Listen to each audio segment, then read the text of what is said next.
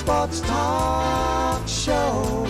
Your host is here for the show tonight to interview our special guest. Show highlight the Alford Sports Talk Show. The Alford Sports Talk Show. Football, basketball, baseball, hockey, soccer, boxing, tennis, golf, and racing. The Alford Sports Talk Show. The Alford Sports Talk Show. Tune in for all the news and scores, reporting on the games and so much more. The Alford Sports Talk Show. Welcome, everybody. Welcome to another great episode of the Alford Sports Talk Show. So glad to be with you. So glad to be here on another great episode of the Alford Sports Talk Show. Guess what today? Today is my born day. That's right. Today's my birthday, folks. And I'm still here with you guys. Nothing can stop my drive and desire to be with you. Yes, it is my birthday. I am so excited to have another birthday, to be here with you, and I don't take it for granted. I really appreciate it because, you know, I know that I'm not the youngest man in the room. I know I'm not the oldest man in the room, but I really have to appreciate it because of the fact that I made it to an age that a lot of great people that I've met throughout my life and some people who I haven't met throughout my life haven't made it to my age. So I take every birthday with, you know, like Pitbull says, any day above ground is a good day. Remember that. That's right. Every birthday I remember that, hey, you made another year. There's some people that have not made it to where you're at. And if you think about that, you'll appreciate your birthdays a lot more. So, yes, and just want to say one more thing about the birthdays is that I got a bunch of texts, actually letters in the mail. I've gotten Facebook messages. I've gotten a lot of people reaching out. It's my birthday. Guess what? I'm going to respond to every single birthday wish. It means that much to me. It usually takes me a couple days to get through them, but I will get to them, and I will do them in order received, meaning, I've been blessed that I have some celebrities that are my friends. They've even wished me happy birthday, and I don't want to insult or put somebody down and kind of skip and jump into them and say, hey, thank you, and forget about the people that is in between them. So I will respond to every single birthday wish in the order received. I appreciate the birthday wishes. I'm not going to forget it. I do it every year.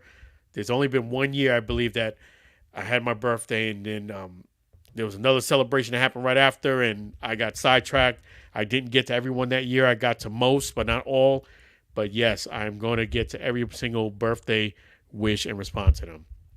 Having said that, let me go ahead and thank one of our great sponsors here, and that is none other than Chef G's Florida Barbecue Sauce. So delicious and addicting, you may need a support group. Feel free to visit Chef G's right here in beautiful Tampa, Florida, at 301 South 22nd Street, Tampa, Florida. And if you can't come down to Tampa, it's quite all right. Feel free to visit Chef G's right here at FLBBQSauce.com. Again, it's FLBBQSauce.com. Don't forget that great sauce. You know, he has, as you see here, he has classic, fusion, honey mustard, and heat wave. There's a new bourbon that's coming with actual Dumas bourbon in it and a lot more. And he has rub, Florida sand. He has, also rub for your chicken and a lot more. Definitely check him out at FLBBQSauce.com. Really appreciate Chef G's. And thank you, Chef G's, for the birthday wishes, too. Thank you so much. So without further ado, we're going to play a song by Sam Scola Songs. All the music you're going to hear tonight is by Sam Scola Songs. We're going to talk a lot about Sam Scola and his great contribution to the show and a lot more. But here's the Chef G's Florida Barbecue Sauce song by Sam Scola Songs.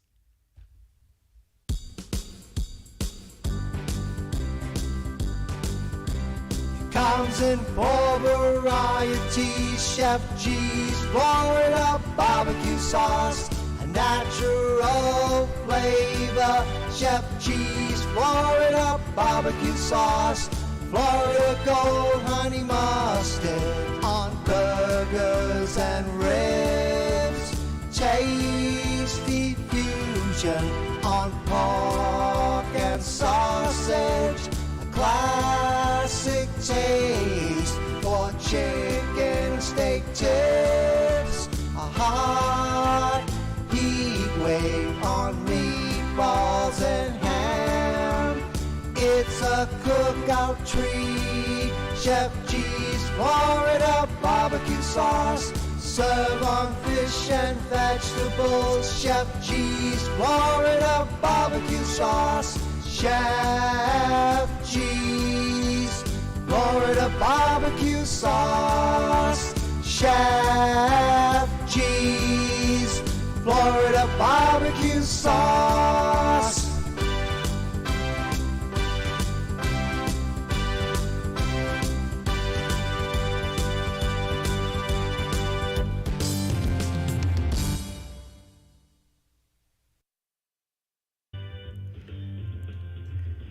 Chef G's Florida Barbecue Sauce. So delicious and addicting. You may need a support group. Definitely don't forget to check out Chef G's right at flbbqsauce.com. And it's flbbqsauce.com. And if you can come down to Tampa, please do so at 301 South 22nd Street, Tampa, Florida. 301 South 22nd Street, Tampa, Florida. He's going to take great care of you right there. Thank you again, Chef G's Florida Barbecue Sauce. You're the man. So appreciate Chef G's. And guess what, folks? We are back in business with the Blog Talk. You can feel free to give us a call in at 516-418-5572. 516-418-5572. Just go figure that it was down for a couple of weeks. It comes back right in the nick of time on my birthday to work on Friday for you guys. So feel free to chat, call in, whatever you feel more comfortable with. In fact, we got a great call on the line right now. Let's go ahead and take that call. Appreciate you guys. All right. Hey, how you doing? Happy birthday, first of all. Oh, thank you. Thank you. I appreciate that. Thank you so much. Or to put it more another way, welcome back. I know, right? You know, the Blog Talk. Good. The Blog Talk was down. People will remember that. The Blog Talk was down, and now it's back up. And what a blessing. People will remember that. So, well, now if you think some months have been crazy with sporting events, like we have with the Olympics and the soccer and everything, well, October I think is the busiest month on the sports calendar of the entire year. I mean, look, you got the baseball playoffs, you got football in its prime, preseason basketball coming up, hockey started today in some way or form, even though the North American Open is until Tuesday. Yeah, I mean, you're right. It's the busiest month in the sports calendar. At least I think so. It is. It is the month of, this month, you're right. It's a lot going on, especially now because you got football just cranked up. You're right. And you have baseball, so it is a busy month. Yeah. Yes. Even though some don't agree with that, but Yeah, so Of course, the Mets got a big surprise. So I think they're going to start Senga in the first game. Really? Wow. Oh. Oh. Kind of a big surprise. I mean, they were down 2-0 in the ninth inning, and then they pulled it out in the top of the ninth by their likely hero. Yeah, I mean, props to, that's just really cool that the way the playoffs just works itself out. Now you get a chance to see some great opportunity for some great baseball, which is fantastic. The great baseball doesn't really start to the league championship series. That's when the legends step up. Yeah, this is what legends are made out of, man. Yeah. Pete Alonso, got to give him so credit. Much this round. Not so much this round, but when you get to the league championships, because that's when the drama starts. That's when you get those, down by 3 runs and you make the comeback and everything. This round, well, not so much. It's when you get to the league championships is when the drama starts. Yeah, you're right about that. I mean, you're so true that this is even in this the divisional and series and things like that. It still starts to heat up. It's exciting. Props to Pete Alonso. With what he did. Yes, of course. I mean, that opposite field home run, and he doesn't hit too many opposite field home runs. But that's the great thing about October baseball is that you don't know what can happen. It's exciting. Yeah, you saved your career. Yeah. I know that Pete Alonso has had some ups and downs over the last couple of years, but it's wonderful that the Mets did make it in, and he got the big home run. So Diane's happy about that. So yeah, she's a Mets fan. Yes. Okay. Yeah. So props to Diane. She's she likes the Mets. I mean, and speaking of I'm gonna respond to it too. You just reminded me before I forget. Props to Darryl Strawberry. Yeah. Props to Darryl Strawberry. He did wish me a happy birthday. I did see it. I didn't respond to it yet. Again, that's the reason why I tell people I'm going to respond in the order received, because I don't want someone thinking that, hey, the celebrities respond. I just respond to them first before everyone else. But props to Darryl Strawberry. I appreciate that. The birthday wishes. Wow. Yeah. So, yeah, Darryl Strawberry was the very first. For those who don't know, Darryl Strawberry was the very first celebrity and very first celebrity athlete we had on the show, and that's what kickstarted at the time the Alan and Aaron Sports Talk show, and we've been friends. We've been friends ever since. Yep. Where was I that night? That's a good question. I think you started calling into the show probably a week or two after. It was early in the game. Okay. It was early in the game, and that must have been before I found out about the show. Yeah, it was that early, and we just got lightning in a bottle, and God did his thing, and we met up with Darryl, and Darryl was the first guest, and the rest is history. And we've been friends ever since, me and Darryl. So that's really cool. And, I'm going to respond to everybody's birthday wishes. I will get to them in the order received. So yes, yeah. But it's cool that the Mets made it. I didn't think the Mets were going to make it to playoffs. Say again? Right. Depends how you look at it, because, I'm not a Mets fan, so it depends how you look at it. It is, because I went to Darryl Strawberry's, his induction for the Jersey retirement, and the Mets were way back, and it didn't seem like they had a chance to even make a scratch at getting into playoffs, and lo and behold, they hung in there throughout the season. They didn't look like a team that was playoff worthy to me, but they made it. Not the first week of the season, no. But then again, you can't go by the first week of the season. Yeah. You play 162 games. I mean, that's not. If Yeah. you lose 6 in a row, of course, in the NFL, yeah, you're dead. But 6 games, the first week of the season in a season that lasts 162 games, no, you got time. Right. Yeah, that's the one great thing about. No one really cares what happens in April. You're right about that. That's the cool thing about baseball, is that you can rebound even if you look bad, and they weren't looking too great. They couldn't beat like middle of the road teams at that point when I watched them. But and they hung in there. That's that's the thing. Gonna worse. You could have been the National League version of the White Sox. Excuse me. Yeah, so. Okay. And as I said, the first, sort of regular season game began in hockey, and Devils off to a good start. Yeah, kind of update us on that. Well, I wasn't able to see the game myself today, but from what I read here, just to give a quick summary, the Devils. Okay, here we go. They started the regular season. Jacob Markstrom had made 30 saves. Paul Carter had an empty netter, and the Devils beat the Sabres 4-1. So it looks like another losing season for the Sabres so far. What a shame. So right now they seem to be. But then again, remember, it's only one game. One game does not make a season. After former great Jaromir Jagr, who still plays in the Czech League, dropped a ceremonial puck because it was played, overseas, of course. Stefan Newsom became the first scorer of the season to put New Jersey up. Then defenseman Jonathan Kovacic made his Devils debut, making 2-zip. And Nico Hirsch scored early on, followed by Owen Power, and that was Owen Power got the only score for the Sabres. So for a team that has not done anything since the days of Dominik Hasek, they're still the hapless Sabres.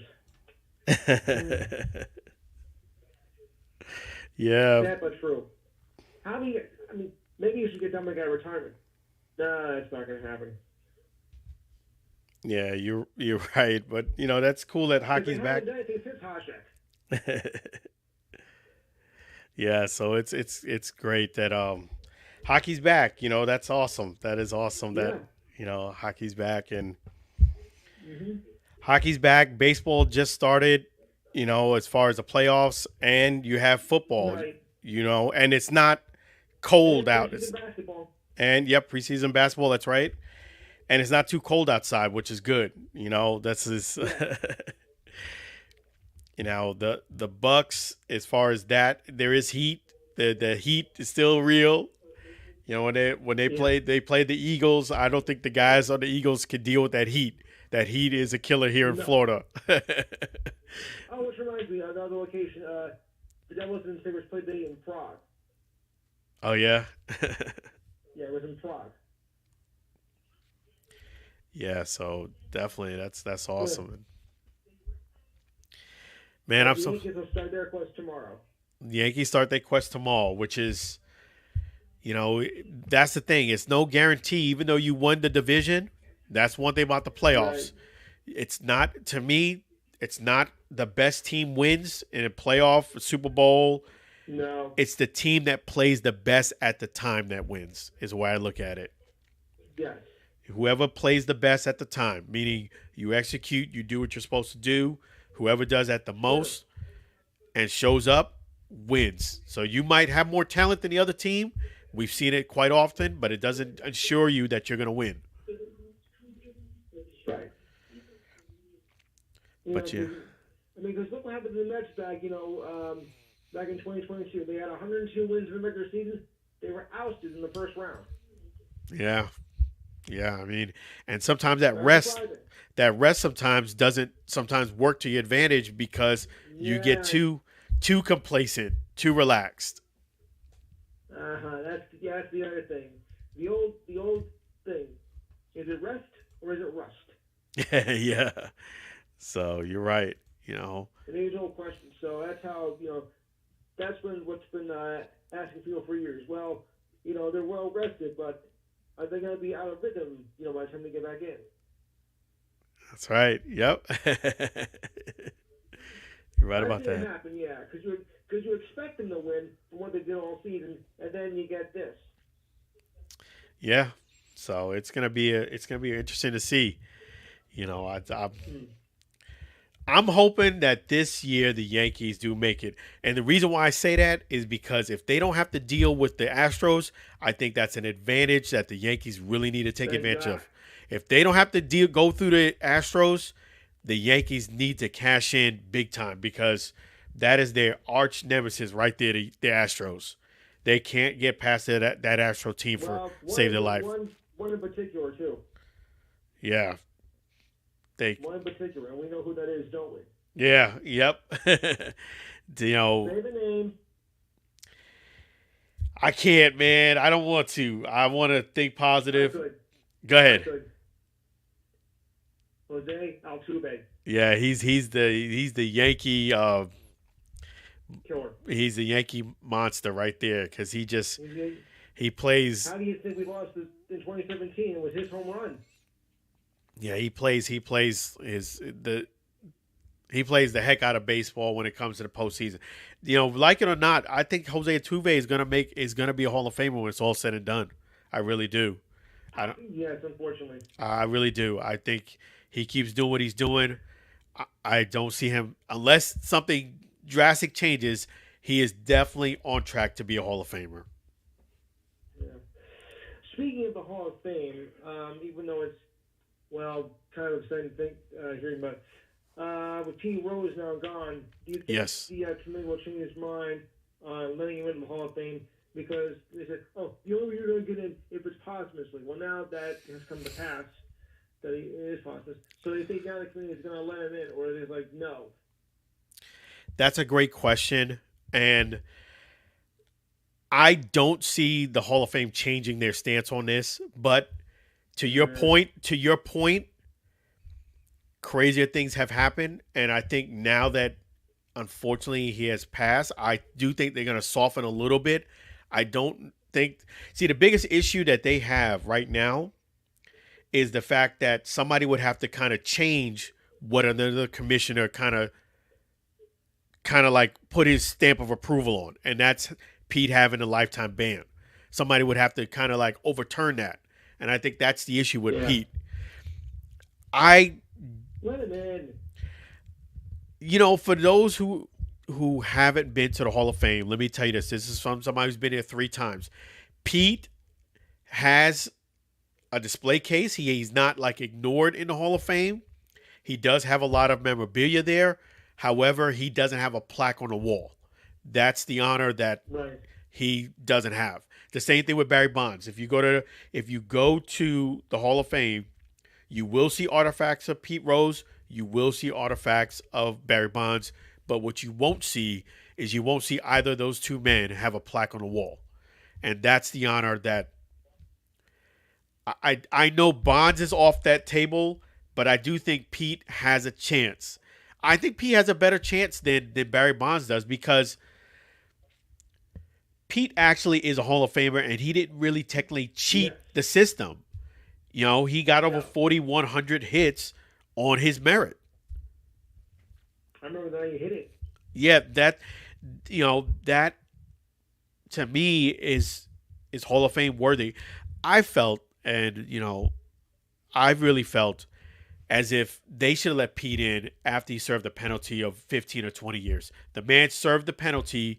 You gave him a deal that he could have taken a year suspension and would have been back had he been cool about it and not deny it. Okay, he learned his lesson. How long are you going to penalize somebody? You understand what I'm saying? Like we have people who commit serious crimes. They do their time, and that's it. That's it. Like they did their time. You can't go ahead and turn back the clock and throw them back in jail again for another 10, 15 years. Once you served your time, that's it. We got to move on. And I feel as if unless they find other evidence, of course. Right. I mean, if there's no other evidence, and they have served their time, and you have got them on something, once they serve their time, that's it. I feel as if Pete learned his lesson. He shouldn't have been in denial mode and lying mode, and he served the consequence for that. But after then, I think they should just put him in.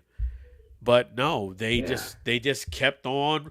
And I did say too on this show that I have a feeling that unfortunately, when he expires, I think his chances will be better. I don't think it's going to happen tomorrow, the day after tomorrow. I think it'll be a process, but I do think that he has a very good shot. I would say like him and Shoeless Joe Jackson kind of got in trouble with the gambling, but I think Pete has a better chance of getting in than Shoeless Joe Jackson does.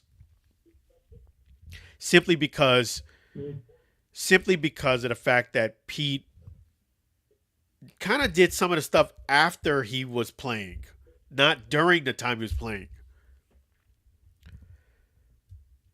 And I just think it's a little different. What do you think? Let him in. Yeah, I think just let him in. Just put him in. So you're saying put a plaque up there, put him in. Exactly. You can let someone with steroids and whatever else, and convicted felons. I mean, compared to them, Rose is not a hardened criminal. Right. He's not a hardened criminal. He's for what he did, but I mean, come on. Yeah, there's a lot of things that I would say.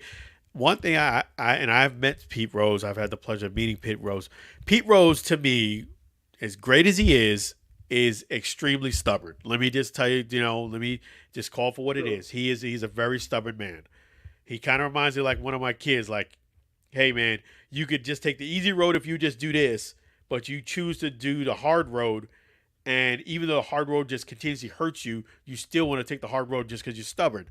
That's kind of how I look at Pete. Like, come on, like you admitted that you gambled, but yeah, like you sometimes when you're stubborn, you kind of make it difficult for yourself, and it repeats the process, and that's kind of how I see Pete at. Like, had Pete did a couple of things, he would have just had to serve a year and been back in.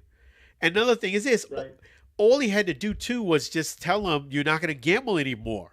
He didn't want to give up the fact that he wanted to gamble. Like, come on, Pete. Yeah. Like, I don't know. Like, if you told me, hey, you're getting the Hall of Fame, you just can't gamble anymore, I would take that deal. Wouldn't you? Certainly. Yeah, like, okay. They don't want to embarrass themselves if they do let you in. So just say yes. All right, I'll gamble. I won't gamble. Right. He wouldn't do it. He like, I still want to gamble. I still want to have fun. Well, you can't have your cake and eat it too. You can't have your cake and eat it too. There's got to be some type of compromise. Mm-hmm. But Pete Rose, let me just say this thing, and I'm just going to say props to Pete Rose, man. That guy's an absolute Charlie Hustle.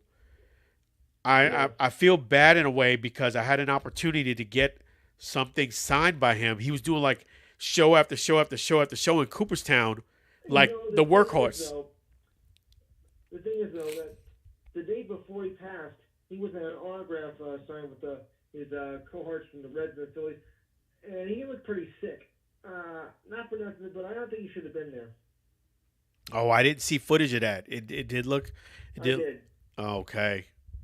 He looked really sick. I don't think I think if he would have rested me, I think he'd still be with us right now. I mean, if you're that sick, you shouldn't be out in public like that. Wow. I mean, sick like just look frail, sick, or sick like he was coughing. Frail, very frail. Very frail. Okay. No, he just looked frail. I mean, there was no audio, but from what I looked at, he didn't look well at all. Yeah, and just for people who know, in the end of July, I was at Cooperstown and Pete Rose was there doing signings, literally 2 or 3 doors down from where the National Baseball Hall of Fame is. He was doing signings, and he wasn't just doing signings. He was doing signings like from 10 to 1, 1 to 3. I mean, the whole full day, like putting in work. Yeah. Full day. And then if you missed him Thursday, you could have got to get something signed on Friday. If you missed him Friday, you could have got something signed on Saturday or Sunday. He literally worked like a young man. And I was like, man, that's a lot of signings. That's a lot. Usually guys, when they do signings, usually a 1, maybe 2, and that's it. He had a full schedule. I mean, the Phillies team in 1980, that was a team, Mike, Jack Schmidt, Pete Rose, Tom McGraw. What a team. Yeah, so. Yeah. Of course, Tom McGraw got a cover doing the 7-Up commercials. So we're going to have a moment of silence for Pete Rose. We'll do that right now. And Dikembe Mutombo. I keep messing with his last name. Dikembe Mutombo. Mutombo, there you go. Couldn't get it out. Yep. Dikembe Mutombo. Let's do a moment of silence for Dikembe Mutombo as well as Pete Rose. We'll do it right now here on the Allen Alford Sports Talk Show.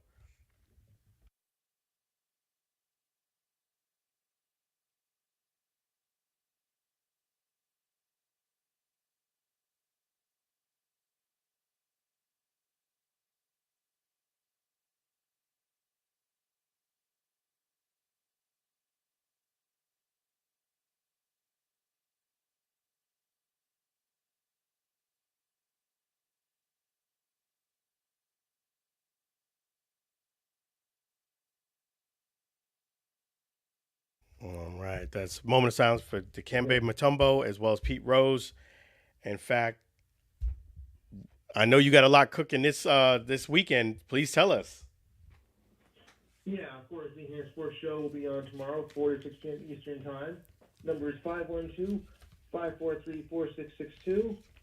I'll repeat again, 512-543-4662. Yeah, well, I want to get everybody's thoughts on the passing of Pete Rose and Dikembe Mutombo. If time will allow, of course. I also want your thoughts on who is the surprise team in the NFL this year and who is a disappointment. I have mine already, so draw your own conclusions, of course. We'll check on the baseball playoffs. We'll recap the Devils and Sabres' first 2 games. Devils got away with 1. Who knows what will happen tomorrow? Of course, college or pro football predictions. It's also that time of the month where we'll check the standings and the monthly schedule because October is going to be pretty huge. And we'll also check on NBA preseason and the WNBA semifinals. Liberty is still in. The Fever is out. Sorry. So don't forget, tomorrow from 4 to 6 p.m. By the way, I have some people here like might want to say hello to you. All right. His name is Alford. Hi, Alan. Hey, how you doing? Mom. How you doing so far today? And my sister on the back. All right. How's everybody doing? Man, this is awesome. Because Mom always wanted to know, when was this guy you're on Friday nights? So like, finally after 6 years, I think the time is right. Yeah, that's right. And it's. Thank you. And they got to speak to me on my birthday too, so that's a birthday present. Yeah, I mean, well, wait, I've been on quite a while with you, but I don't think I was. You've been on how long? It's since the show inception. It's probably been about 4+ years. Okay, so yeah, I just came just about a few weeks after you started. Yeah, that's right. Yeah. 6 years. I mean, I've been doing the show almost 7 myself, so. I appreciate you. I appreciate them too. Yeah. He's speaking to a real person. No imaginary person. No, we don't do automated here. That's right. Yeah, that's awesome. And then make sure you guys tune into the Enhanced Sports Show and you check them out on YouTube Saturday between 4 and 6 p.m. Eastern Standard Time Zone. The number again is 512-543-4662. Again, it's 512-543-4662. The Enhanced Sports Show. All right, hopefully, hopefully we'll have any more severe problems with the system. So hopefully, I'll be back next week. Yes, I did email them and said, hey, it's been 2 weeks. Please, can you help me out? They did respond. Props to Blog Talk. They did said it's working good, and they took care of me. So I appreciate Blog Talk. Keep it that way. Yeah. Hard to believe. I started on Blog Talk actually 8 years ago. Yeah. So I love the fact that someone could call in. I started the host, though, of course. I started just calling somebody's show who asked me to come along, and they asked me to come on as a regular, give my thoughts and everything, and I started with them. Then in 2018, we moved to another service, and I've been with them and been with the host of that since then. Awesome. Yep. So yeah, I'm still with Blog Talk. Does hold a place for me since that's where I started. There you go. Where it all began. So I'm still holding on to Blog Talk. They still got my business, and we'll see what happens in the future. Yes. To go where no podcast has gone before. There you go. I better shut up and get off the air before it yanks me off. Maybe Diana, wait, I'll text Diana to tell her that you're on. All right. Appreciate that. Thank you so much, Lou. Okay. Thank you. Always a pleasure. Take care of yourself. Now you know who he is. Take care now. Yes, so that's awesome. We had Lou from the Enhanced Sports Show come in. That's awesome. Yep, that's awesome that he was able to call in. We were down for the last couple of weeks because of the Blog Talk, but we're back online, 512-543-4662, 512-543-4662. That is the Enhanced Sports Show. You can reach Lou tomorrow between 4 and 6 p.m. Eastern Standard Time Zone. So, yeah, so it's great to be back on the Blog Talk. I love the fact that you guys could call in and call in during the show. That is a real blessing. I'm not giving up on that benefit yet. So we'll see what happens in the future. But I'm sticking with my Blog Talk. So you guys could call in. You could chat now. And for when the show started, you can only call in. Now you can call in and you can chat. And you can see me here on Facebook, YouTube, and Twitter. So that's really cool. The show is evolving. Really want to thank all of our great sponsors. And thank you guys. I'm going to thank another sponsor we have here in a moment. But just for those who don't know, the Allen Alford Sports Talk Show is live right there at the website, Allen Alford Sports Talk Show. You can click on the Listen Now link when the Blog Talk is working and listen to the show live. And you can always click right there on the link to get you to any one of our social media platforms where you can see me either on YouTube, Facebook, or Twitter. So, yes, and if you're just joining the show, yes, today is my birthday. We are continuing on. It has been a fantastic birthday. I'm going to talk more about that in a few moments, but I got to go ahead and thank one of our outstanding sponsors. Thank you to CTC ME Mortgage.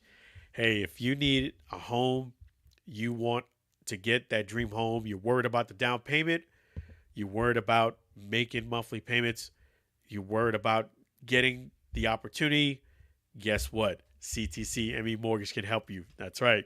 CTC ME Mortgage can help you. Feel free to go ahead and call or text Kurt McCray right there at 346-527-7564. Again, that's 346-527-7564. He can help you in Texas. He can help you in Florida and a lot more. If you want to refinance and do anything that has to do with properties, guess what? Kurt McCray from CTC ME Mortgage can help you. That's right. The man can help. And he has an outstanding business. He's doing wonderful. You got to connect with him. That is him right there. CTC ME Mortgage, Kurt McCray, 346-527-7564. Again, that's 346-527-7564. We're going to play another great song by Sam Scola Songs. That's a CTC ME Mortgage song. Let's go.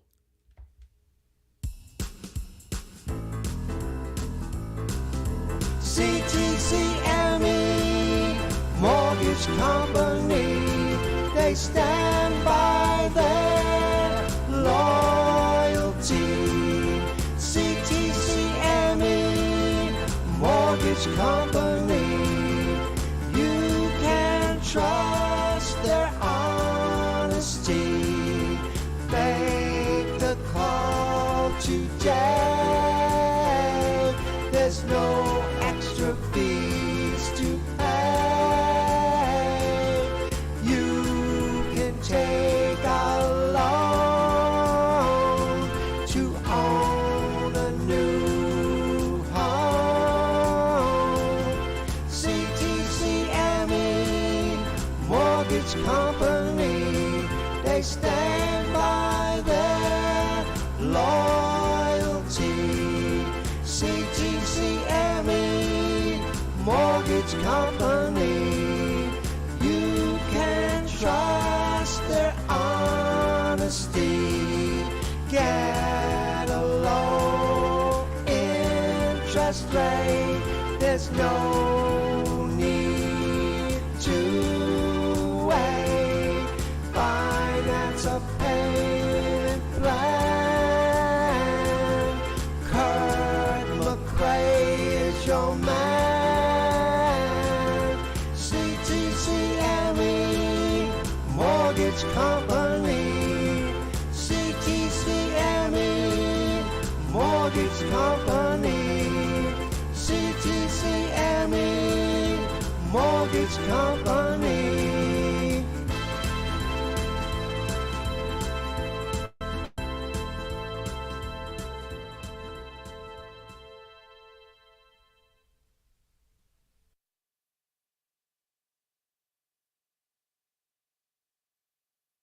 Yep, CTCME Mortgage Company. So definitely feel free to give Kurt McCray a call right there, 346 527 7564. Again, that's 346 527 7564. And definitely give them a call. They're going to take great care of you. And again, that phone number, the website is CTCME Mortgage, ctcmemortgage.com. And I'll get the phone number one more time, 346 527 7564. 346 527 7564. Give Kurt McCray a call. Thank you so much, CTCME Mortgage, for being one of our outstanding sponsors. That is fantastic. Really appreciate CTCME Mortgage. So what we're going to do, we're going to go ahead and delve into Tyreek Hill's decision to join the Miami Dolphins. I'm going to give you my input and thoughts on that. And definitely don't forget, the lines are open here. Feel free to give us a call, 516-418-5572, 516-418-5572, or you can go ahead and chat right there. We have it available for you both ways here on the Alford Sports Talk Show. So, yes, what happened with Tyreek Hill's decision, for those who don't know, he went ahead and decided to take the larger payment and go with the Miami Dolphins versus not much less money, but it would have been less money for him to stick around with the Chiefs. The Chiefs made a very good offer, but they weren't the highest bidder, which was the Miami Dolphins. And, Tyreek Hill wanted to take advantage of the bag, as they say, and he took the Dolphins, the highest offer available. And he felt at the time that Tua Tagovailoa was going to be a better option than the Chiefs, even after winning a Super Bowl with the Chiefs. Felt as if, he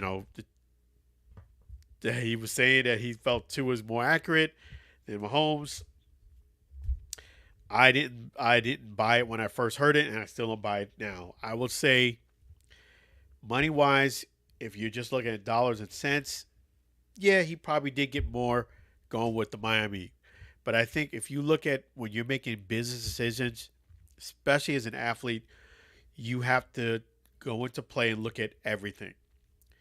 What you have to look at is the team that I'm going to be playing for, am I going to be happy with them after I sign on the dotted line? Am I going to be happy for more years than I am unhappy? Am I going to be still motivated? Is my marketability going to be good if I join this team? And I felt as if with Tyreek's decision, he made it just predominantly based on money. And anytime you make a decision, even if it's a decision of not maybe millions of dollars, but just choosing an employer, you shouldn't just look at the dollars and cents. You have to look at what your job description is going to be, what you're going to actually be doing. Will I be happy? How much stress, how much aggravation, how much time away from family. You have to put into all of this. The thing about now with Tyreek is that he got the bag, but you can tell the losing, him not having a good, competent quarterback to throw him the ball is starting to wear on him, where it's not fun anymore.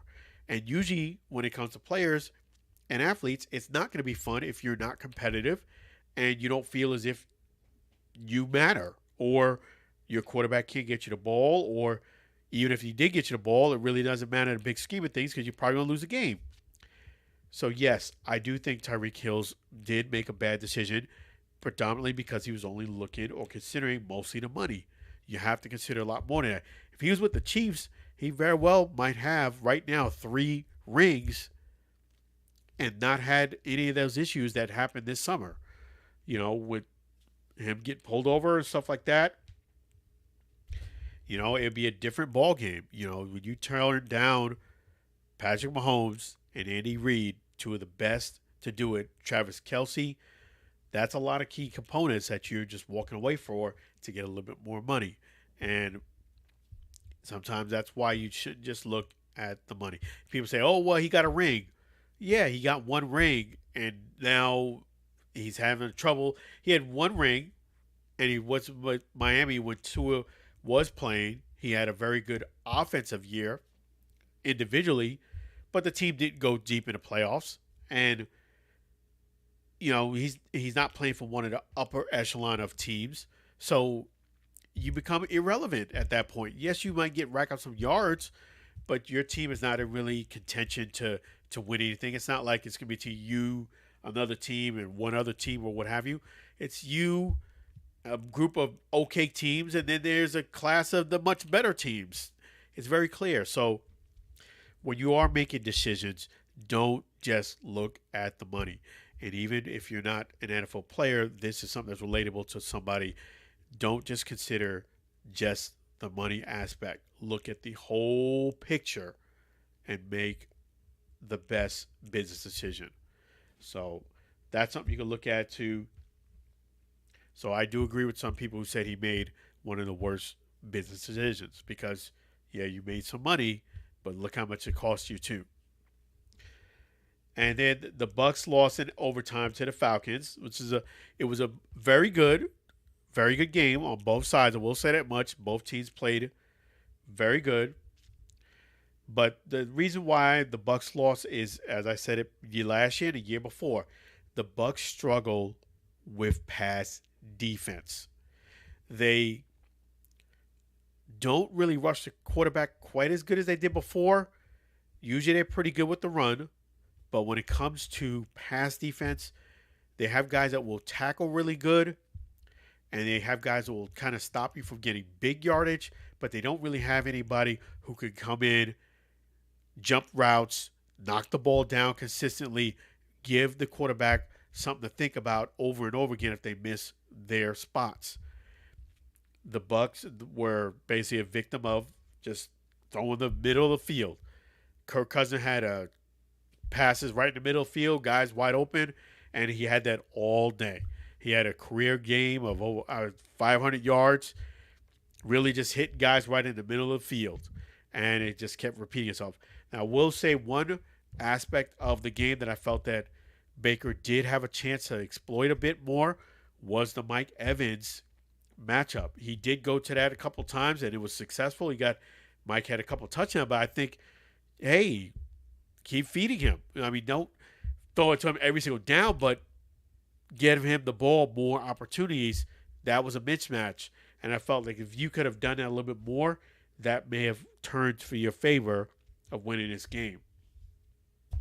It's almost like, oh, we got him twice, we're good. No, I mean, hey, keep throwing him the ball. And he's that's the advantage of being 6'5". The guy who's defending him was 5'9", and he was open all day. I just felt as if they should have made it their business. Like they were exploiting the middle of the field. You should have exploited Mike Evans a little bit more in that game. I know he made the 2 touchdowns, but I think you could have went to that well a little bit more. But it was a tough loss. It was a really tough loss for the Bucks to lose that way in overtime. And hopefully it doesn't go downhill for them from this point. Hopefully they learn from this and continue to get better, because they will play the Falcons actually not too much longer from now, in a couple of weeks. So you got to learn from this and got to win the next game. The toughest thing about them losing to the Falcons is not only were they up, but the toughest thing to me that they lost to a division opponent. So we'll see what happens going forward. Are the Ravens the best team in the NFL? I'm going to go into that in just a little bit. But we're going to go ahead, before we do that, thank another sponsor. Thank you so much, Pushpin Adventures. Hey, if you need travel, you need help with international travel, domestic travel, group travel, destination weddings, events, corporate events, guess what? Pushpin Adventure can help you. That's right. If you need to make that dream vacation a reality, Pushpin Adventures can definitely be the next place you call. Give Pushpin Adventure a chance. Go ahead and give Monique a call, 626-838-1006, 626-838-1006, or you can go ahead and visit pushpinadventures.com/virgin or pushpinadventures.com if you want to know more about a cruise, there you go. pushpinadventures.com/virgin. We're going to, without further ado, play another Sam Scola songs, and that is the Pushpin Adventures song right here on the Allen Alford Sports Talk Show. Let's go.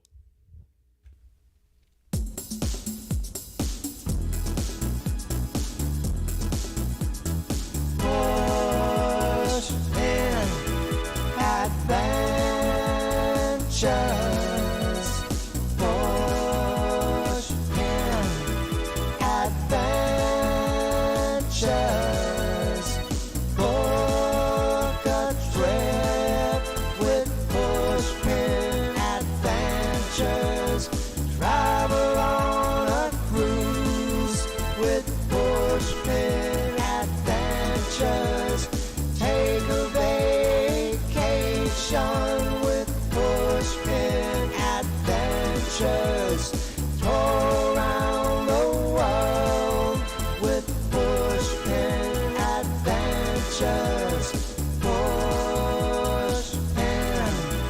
Adventures. Pushpin Adventures. Make a reservation with Pushpin Adventures. The best value deal with Pushpin Adventures. Plan a getaway with Pushpin Adventures. Escaping today with Pushpin Adventures. Pushpin Adventures.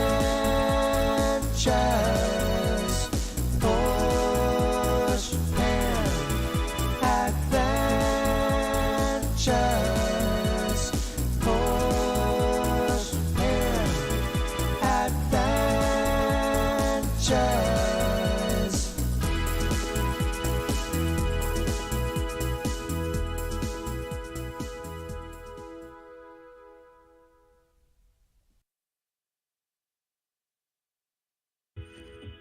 That's right. Pushpin Adventures. Give them a call today. Give Monique a call. 626-838-1006. Again, that's 626-838-1006. Give Pushpin Adventures a call. Make that destination a reality. That's right. Thank you so much, Pushpin Adventures, for being another one of our wonderful sponsors here on the Allen Alford Sports Talk Show. Those who just joining us, really appreciate you guys. Guess what? Today is my birthday. That's right. Today is my birthday, and we're going to do it big.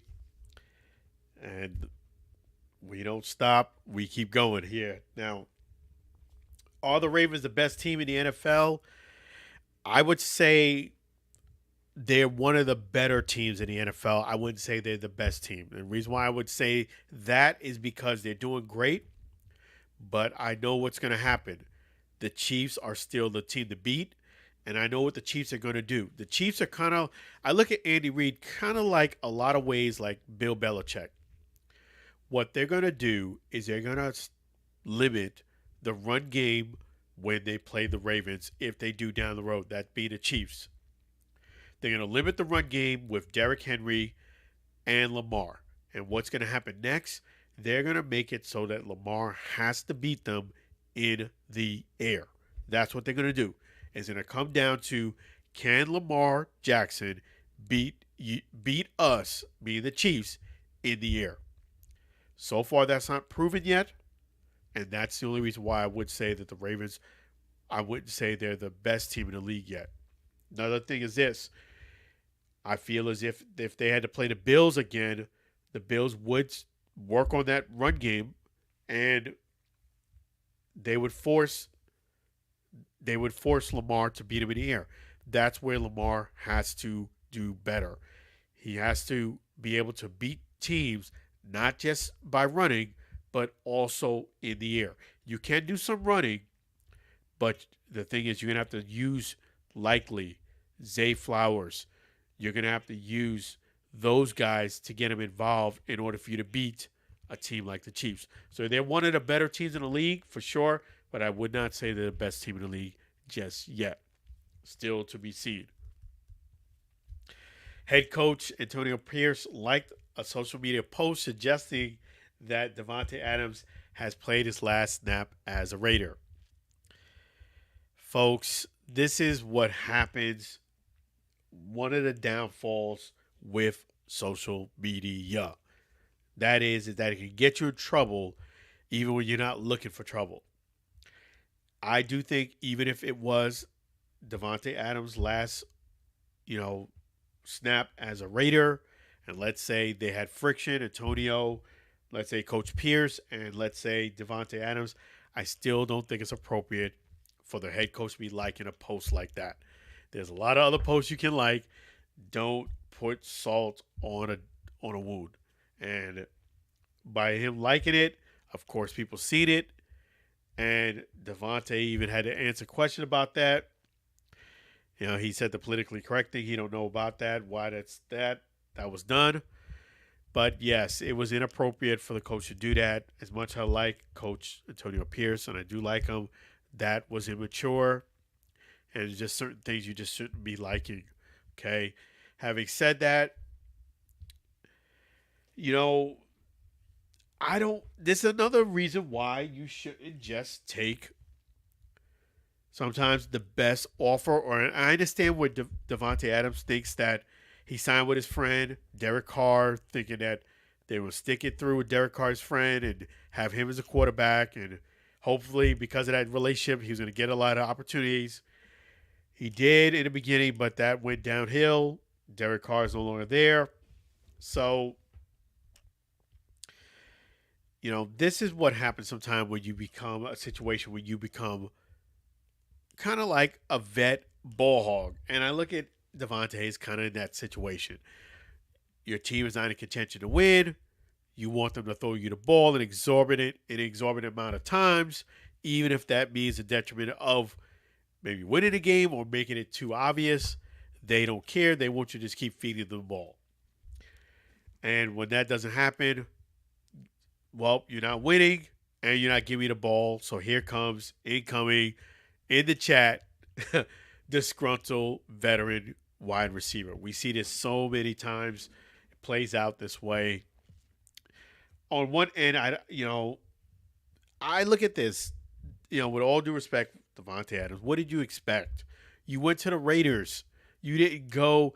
The Raiders are traditionally known for an organization that does not have their stuff together. Did you really think that you coming over there with your catches was going to really change the culture of the whole team? No. You were going to get paid, which you did, but as far as you being in a situation where your team is going to be one of the best teams in the league and it's going to be one of the top contending teams, no. Absolutely, positively, no. I said this when you signed the deal. It's very true then as is now.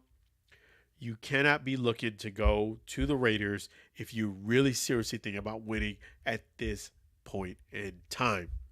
It is very clear they're not one of those teams. Let me break down the teams that are really serious about winning and teams that I would say are on the upper echelon of winning. The Chiefs, of course, if you come over to the Chiefs, that would be a great win. Right now, I would say the teams that, even the Bucks, I feel like, they're in that category. But the Bills, those are the teams you need to be with, as far as you have a chance. You have a chance, the upper echelon of teams. I'm not saying that the Bucks are there yet, but I feel like they at least have a team, an organization that's not dysfunctional with a couple of pieces. They can win a few games and repeat the process. The nucleus of the team is very good. The culture is very good. You have to have good culture. And I feel as if the Raiders don't. Having said that, let's take another call here on the Allen Alford Sports Talk Show. Let's do that right now. How you doing? Good. How are you? I'm doing great. So glad to hear from you again. I know it's been a little bit of a break because of the blog talk being down, but it's back in action now. How you been? Good. Yeah, it was a good game. The Ravens did put a number on the Bills. What'd you think about that game? I didn't watch it. Okay, but I watched that game. Derrick Henry went crazy. He just basically just ran all over the place, and the Bills, as much as they tried, they couldn't really stay competitive against the Ravens, which is shocking because I picked the Bills to do a lot better in that game. But what do you think about the Bills so far? Yeah. I picked the Bills over the Ravens. I did too. I did think Josh Allen was going to have a good game. I knew the Ravens were going to be, tough, but I didn't think they were going to do as well as they did. But the Bills are still doing it good. They're still hanging in there. Yeah. Yeah, I just think this is a good learning experience for the Bills, but they can be back. I think Josh Allen is doing great without Stephon Diggs, surprisingly. Yeah. Yeah. And how you been so far? Good.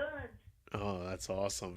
Today's my birthday, and I'm so happy because I get a chance to talk to you on my birthday. Oh, happy birthday. Thank you. Yep, My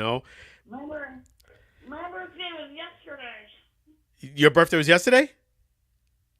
Yeah. Oh, wow, happy late birthday to you. See, we share a day apart. Thank you. You're welcome. See, we got something in common. Happy birthday. That's awesome. Yeah. Yours on the 3rd and mine's on the 4th. Yeah. That's fantastic. See, I knew there was greatness in you. And yeah, did you do anything special for your birthday? Yeah. That's awesome. We went out to lunch. So Lou's doing great. Took you out to lunch. That's wonderful. Yeah. No, but me and parents. Okay. Yep. That's great. Yeah. It's always a blessing to get another year in. That's right. Yeah. But yeah, that's awesome, man. I really tremendously appreciate you talking to me on my birthday. That's awesome. Yeah. Did you do anything good for your birthday? Yeah, today was a great day. I had the fellas treated me out to breakfast, and I had a great lunch I was treated for as well. It's been a great day, and I got some things planned for this weekend too. So it's nothing better than when your birthday is on a Friday or the Saturday or Sunday. That's the best.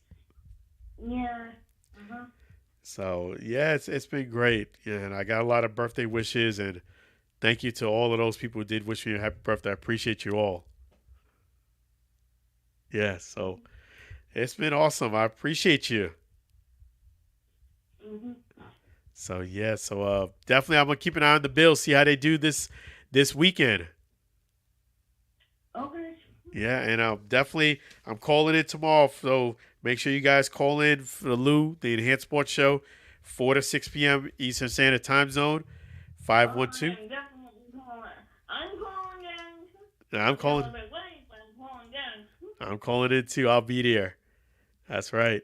Okay. Well, definitely, I'm glad that you had a great birthday, and thank you for talking to me on my birthday. Well, so now we know the 3rd is yours, the 4th is mine. Yep. All right. Thank you so very much. I really appreciate you. I appreciate you too. Thank you, Diane. Appreciate that. Thank you. You're welcome. Take care of yourself. Have a great night. You too. Thank you. You too. Thank you. Bye-bye now. You're welcome. That's awesome. That's fantastic. So it's great times here on the birthday boy. That's me. That's the thing where you just in life, you just gotta, I know that sometimes people, things don't go their way in life in certain times, but tomorrow's always another day. Always remember that tomorrow's another day, and things can turn around. Tomorrow could be today, or tomorrow, or the day after that could be the best day of your life. Just hang in there. Always keep a smile. I always appreciate birthdays because I said it earlier and I'll say it again that, hey, I know I'm not the youngest man in the room. I know I'm not the oldest man in the room. But guess what? People my age have not made it to my age. There's been some great people that I've met, some that I wanted to meet, some I wish I met that did not make it to the age that I am right now. So with that said, I appreciate every single birthday. I really do. With a passion, it really means a lot to me. Like Pitbull said, every day above ground is a great day. Remember that. That's right. Yeah, it's so true. So yeah, another birthday, another another year, another time around the sun. So I don't take it lightly. And yeah, so with Devontae, to button that up, I would say you get what you get when you take the bag and you're just really concerned with the bag more so than who you're signing with and winning. Because eventually, yes, you got the bag, but once you take away the chance of your team winning, the chance of you competing, what's going to happen next? Usually your drops are going to go down. Like as far as your opportunities, it's just not going to be a good situation. Nobody likes to show up to a team that as soon as you send up on the field, you're going to lose. So what do you expect? You could have went to other teams that was in contention. But the good news is you have a chance right now to right the ship. I understand you played with Aaron Rodgers and Derek Carr, but I would not make those two teams the only two teams I would consider. I would consider if the Ravens wanted me. I would consider if the Chiefs wanted me. I would look at it.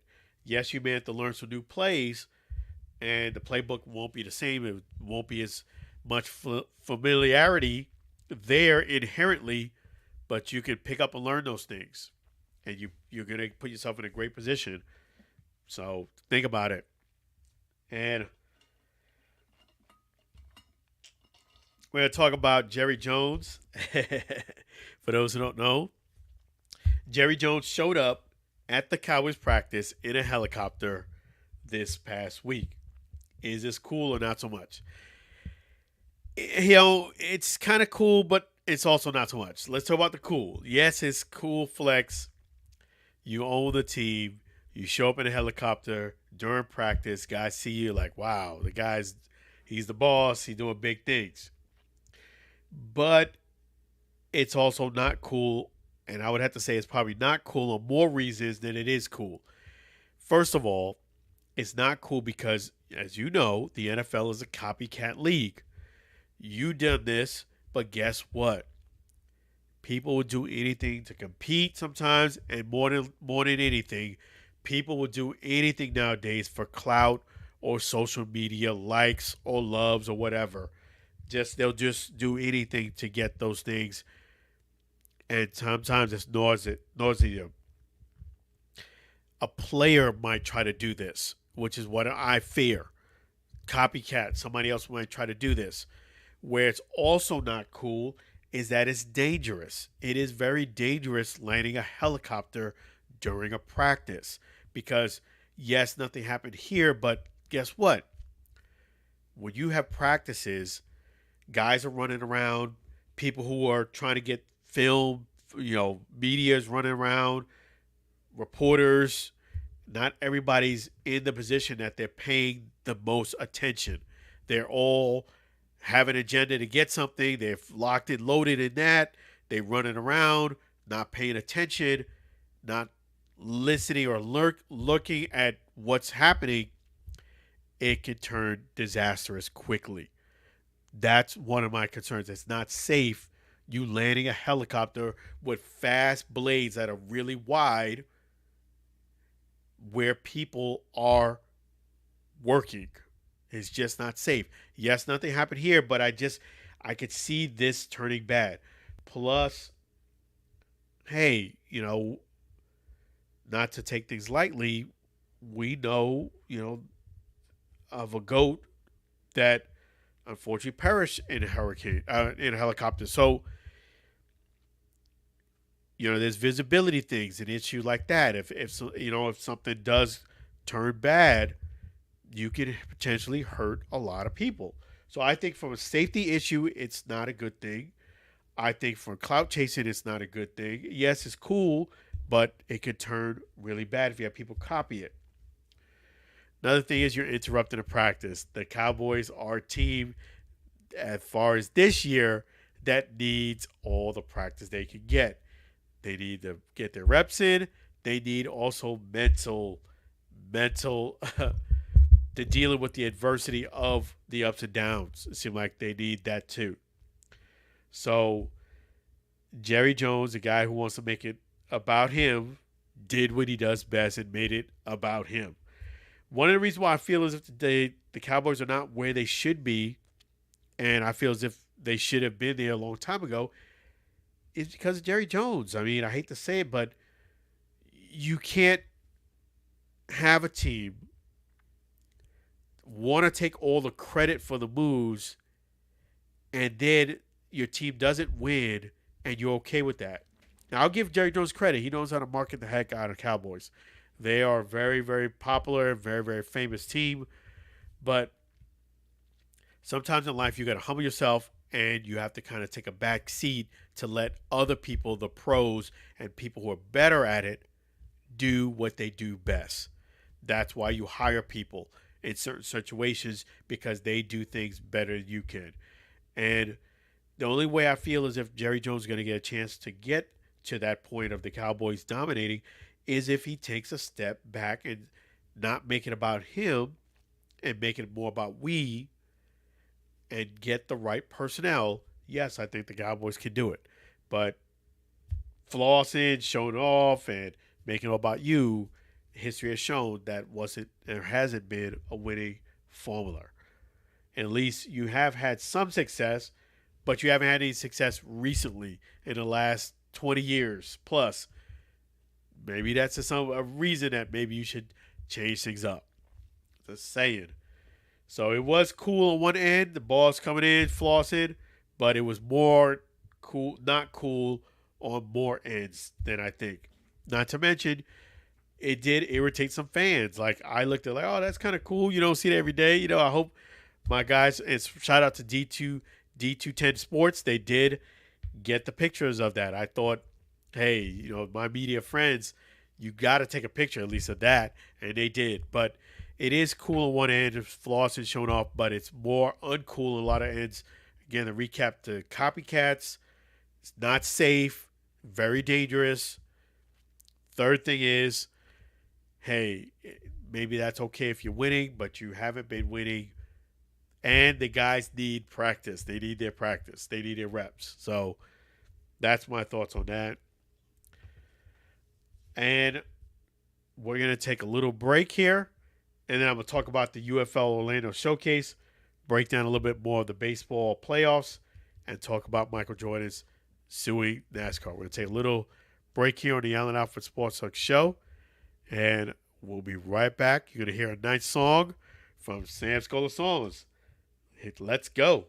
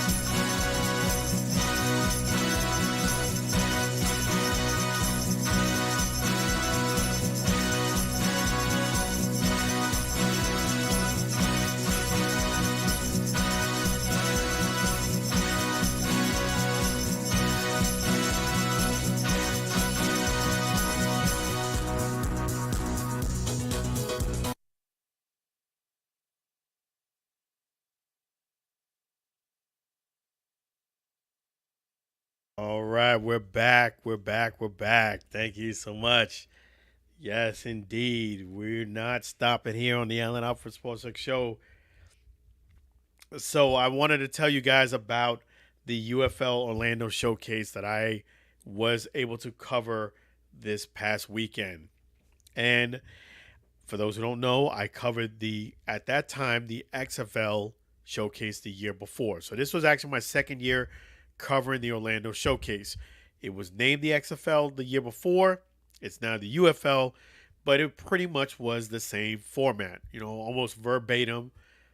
7 o'clock start, same location, same place, pretty much same drills. It almost was like a mirror of the second year. However, the way things flowed and went was very, very, very starkly different. I got there early, right around 7 o'clock.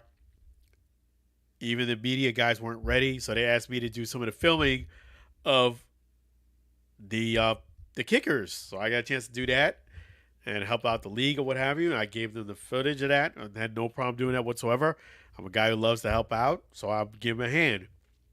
I did a lot more video this time, and what was very different was there wasn't any head coaches there. There was not one head coach. There was a couple of GMs there for a couple of the teams. The Roughnecks, there was a representative there for the Stallions, and I believe there was one more GM for the team there. That was basically it. There was no head coaches, meaning the year before we had Coach Buckley there. I know he's no longer with the XFL, but I was expecting to see another coach from one of the other teams, one of the head coaches. And being I was doing a lot of video and helping out the league and doing things like that nature, I kind of lost a little bit of the mindset of interviewing guys. But I was really hoping to get the coaches. I wasn't expecting to see the GMs. So it kind of was like a flip-flop. And I'm not going to just be putting a microphone in front of someone and just rattling off some questions that weren't really thought out. So I felt this time, being 2024, I would do a lot of video, get a lot of content, a lot of pictures, but not do as many interviews because I just didn't have that connection. Like the year prior, they had the coach there. I was able to get him. Plus, there was some players of interest that the league did have that they wanted me to interview, and I just didn't get the vibe this year. So having said that, another thing happened that was kind of unfortunate was during the jump drill, somebody got seriously hurt. Where when I say seriously hurt, as soon as I watched that drill and I got it unfortunate video, very good video too, they basically, I would say at least they knocked their knee out of place, put it like that. I don't know how severe it is as far as, if it's an ACL or if it's a complete tear, but yeah, their knee was not in the place it should have been. And that's a really unfortunate, very painful. And as soon as the injury happened, I knew the stretch had to come out. So that kind of put a damper on the day, just the mood. And not only that, another thing that happened this year that didn't happen the year before, one of the guys was beefing at, now I wouldn't say the coaches, but I would say coach, not head coach, but one of the coaches that was helping out with the drills. They were literally cursing, he was cursing him and he was cursing him back, and I'm like, what are you complaining about? You're doing drills, and did you think you was going to get signed and get a contract without doing any drills? And what the point was, the person didn't see the need or the point of the drill.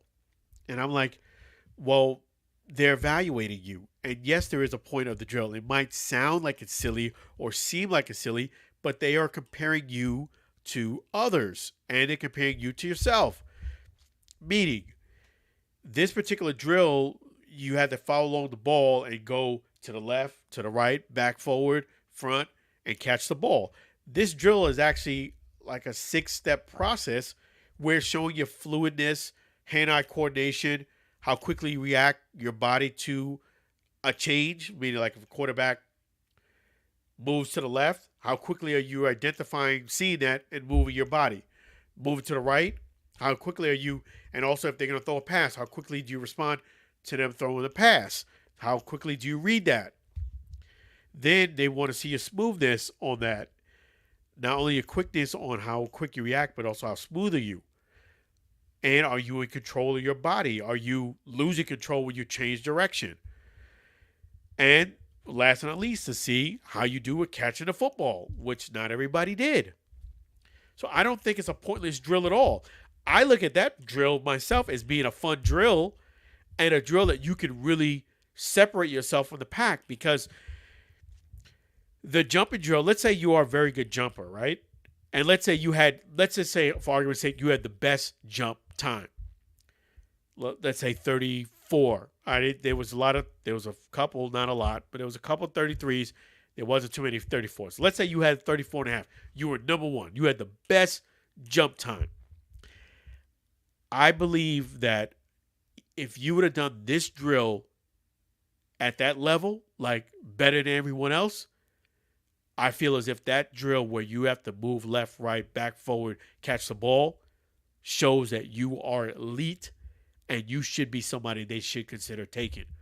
Because that drill was not that easy, and it showed your skill set, especially defending the pass, which I talked about earlier about the Bucks.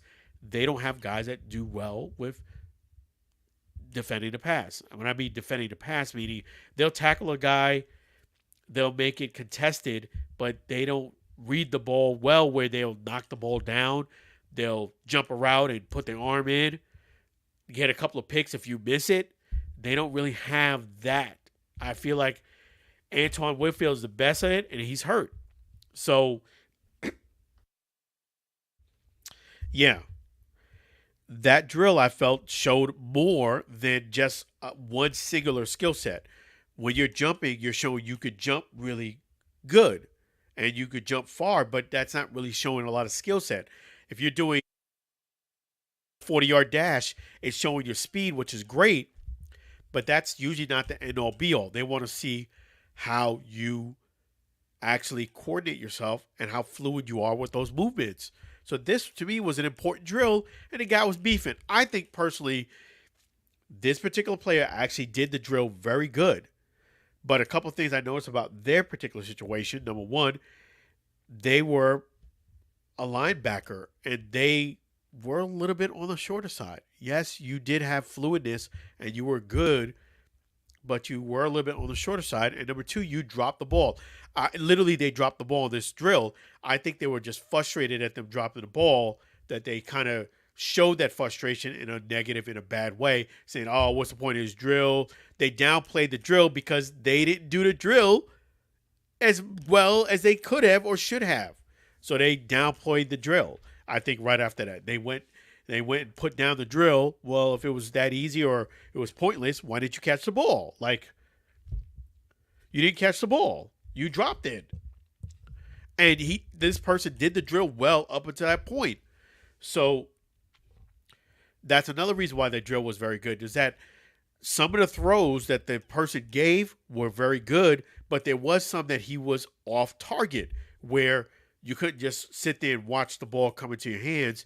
You had to actually, move direction to catch the ball. You had to maybe, he didn't throw it perfect all the time. You had to adjust.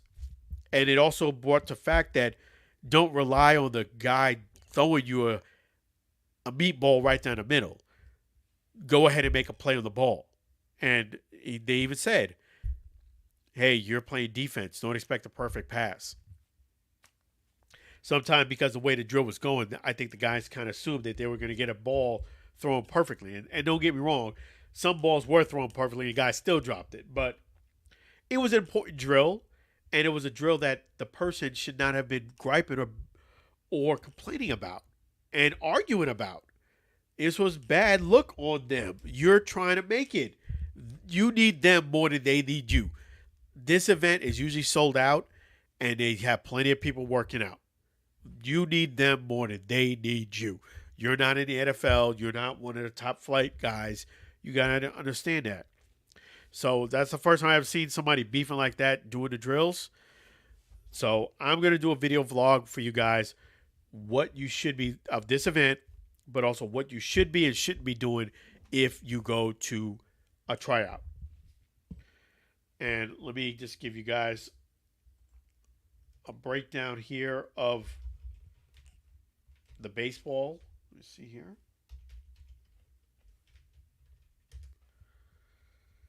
Let me go ahead and do that for you guys. And also, before we get to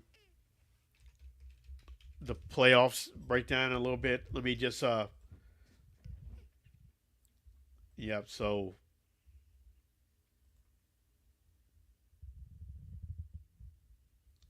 so it's heating up, man.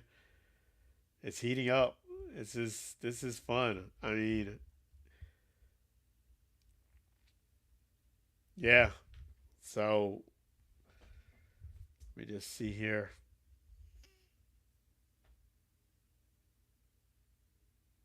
Yeah, props to the Mets who pulled out that game, man. So tomorrow they have the game with the Tigers and the Guardians, 108 tomorrow. They have the game one of the Mets and the Phillies. That is tomorrow as well at 4:08. Big day. And then you have tomorrow at 6:38, the Yankees and the Royals. Time for the Yankees to step up. Padres and Dodgers at 8:38. So it's going to be 4 games tomorrow. Big day. Big day. Best wishes to all. Let me just give you guys my predictions real quick for the football.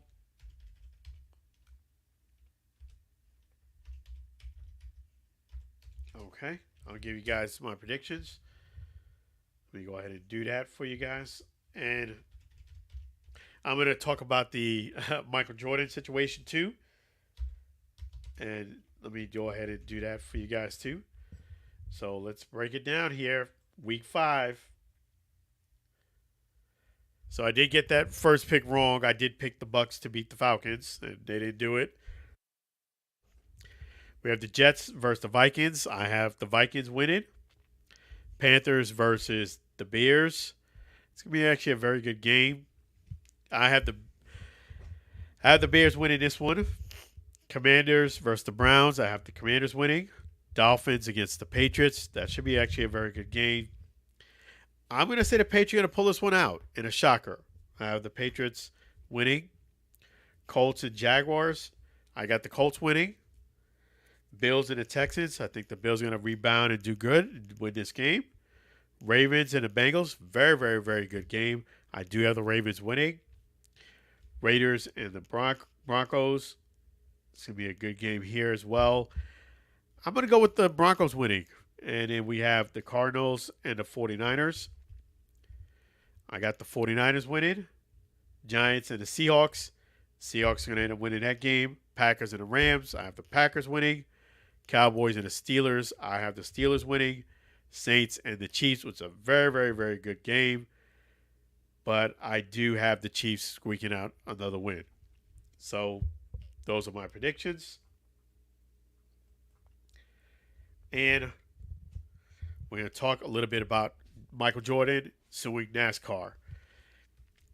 You know, the family that does own NASCAR, the majority stake, from what I see, they do have a case, meaning NASCAR does run a monopolistic business, meaning the owners and the people who are the owners of NASCAR get most of the pie, whereas teams that actually do really well struggle to break even. And I think this lawsuit is good because it'll bring more attention to that.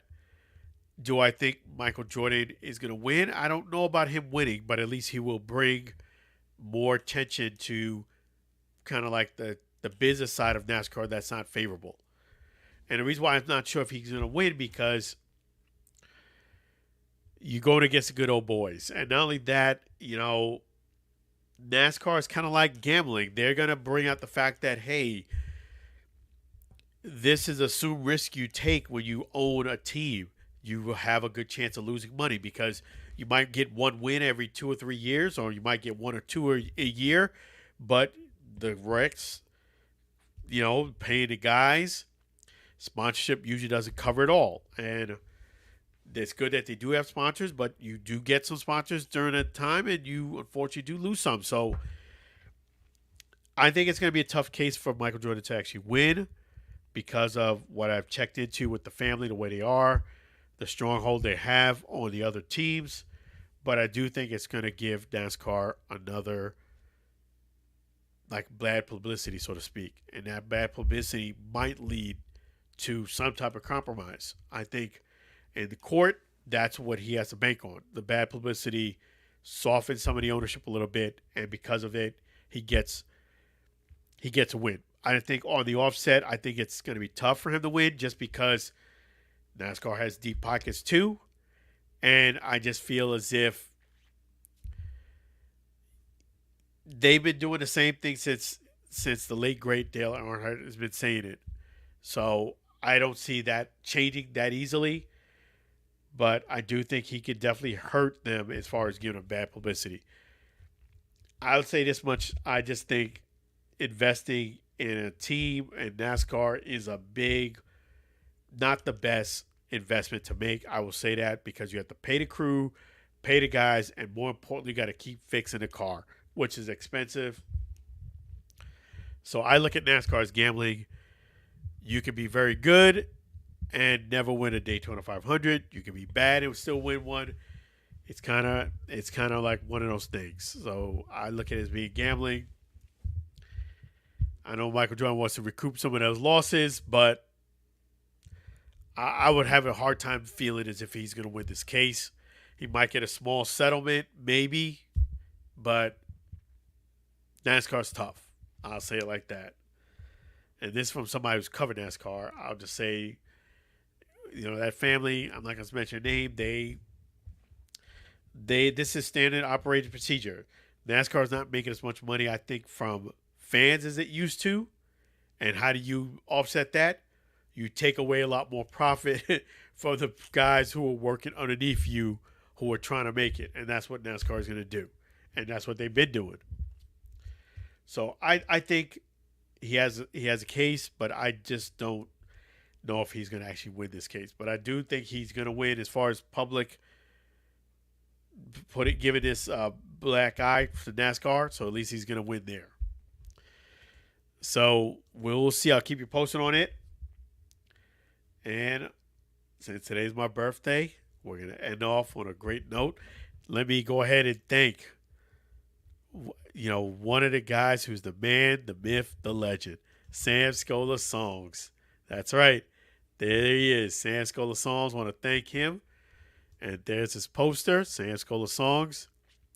Great thing about this is that all of the songs that you hear now, you can go ahead and hear them on YouTube and Spotify. Sam Scola Songs are available on YouTube and Spotify.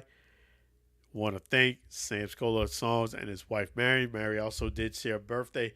Didn't share a birthday with me, but did have a birthday a few days ago. Happy birthday to Mary. And if you want to get in touch, give him that big contract. He's written hundreds of songs. Go ahead and email singalongwithsam@gmail.com. Singalongwithsam@gmail.com. So he is a songwriter of all these great songs that you hear tonight. Thank you so much, Sam Scola Songs, for all that you do for the Allen Alford Sports Talk Show. So let's go ahead and end off with a bang. End off with something real delicious, real tasty, folks. That's right. So delicious and addicting, you made a support group. Definitely check out the great Chef G's Florida Barbecue Sauce right there, 301 South 22nd Street, Tampa, Florida. Again, that's 301 South 22nd Street, Tampa, Florida. Or you can visit Chef G's at FLBBQSauce.com. Again, it's FLBBQSauce.com. Don't forget that great sauce. Don't forget that great rub and a lot more on the Allen Alford Sports Talk Show. So without further ado, let's play that song again. Chef G's Florida Barbecue Sauce song.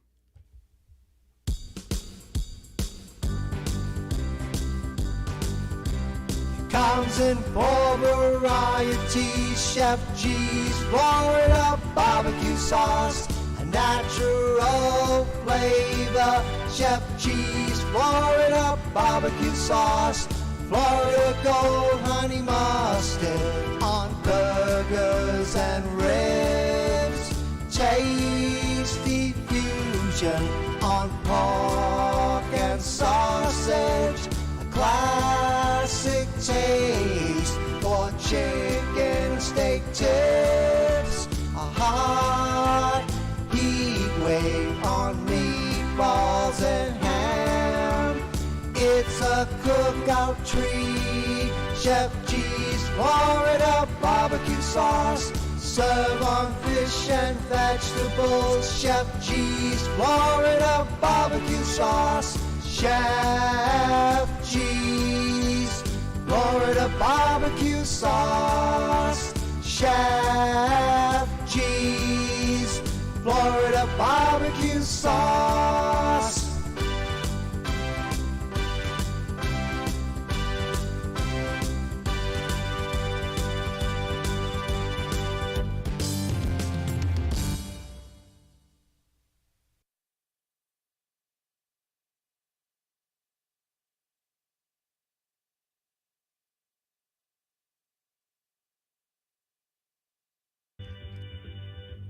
Chef G's Florida barbecue sauce. So delicious and addicting, you may need a support group.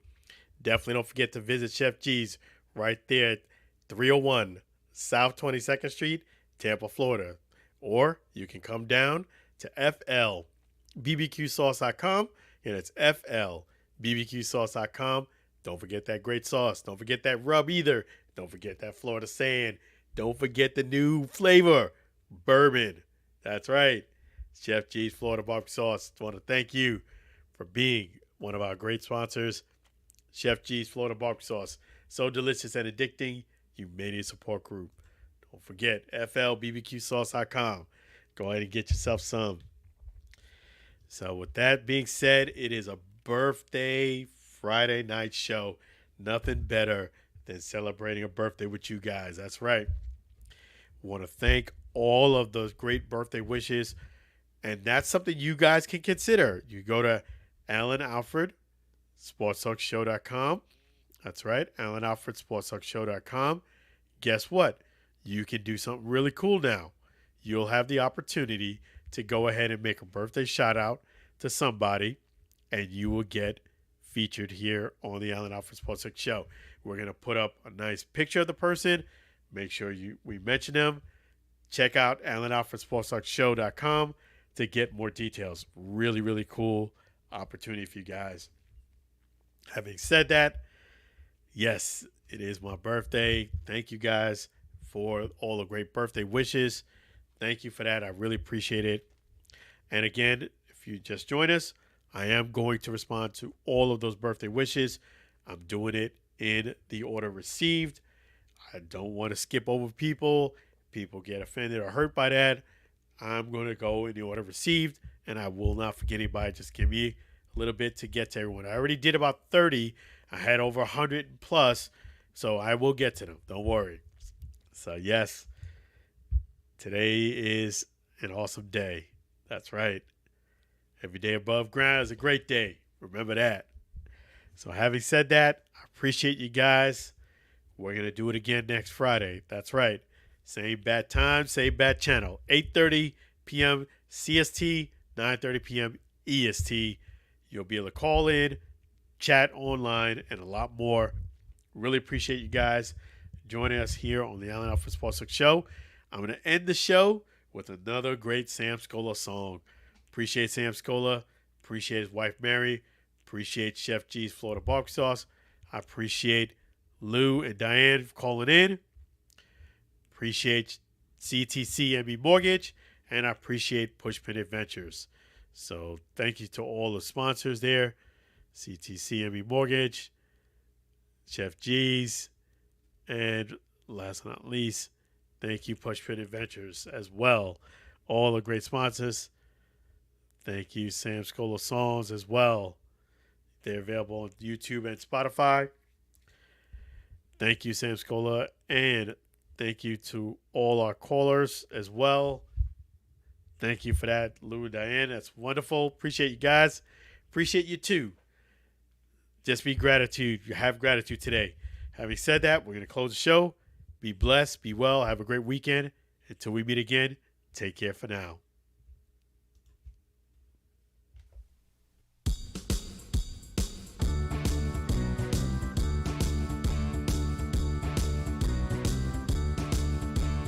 It's the end of the show. Let's thank all the fans before we go. It's the end of the show. The Allen Air Sports Talk Radio Show. Thanking our special guest. Thanking our sponsor.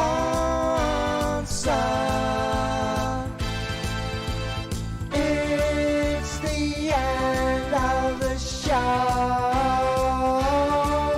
Tune in again for next week's show.